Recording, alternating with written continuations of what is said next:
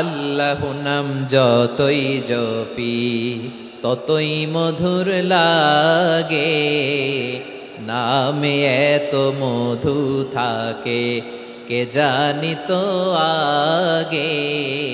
আল্লাহ নাম যতই জপি, ও নাম জপে প্রিয়তম, ও নামে জপে মজনু সম, ওই নামে পাপিয়া গাহে হৃদয় গোলাপে বাগে। আল্লাহ নাম যতই জপি, সুবহানাল্লাহ বলেন। আল্লাহর নাম এত মধুমাখা নাম, এত জাদুমাখা নাম, সব নবীরা এই নামের জিকির করেছেন, সব আল্লাহর ওলিরা এই নামটি জপেছেন। এজন্য এই নাম জপলে হৃদয় শান্ত করে দেয় কে? এজন্য আওয়াজ করে আল্লাহরে আবারও ডেকে বলেন ইয়া আল্লাহ।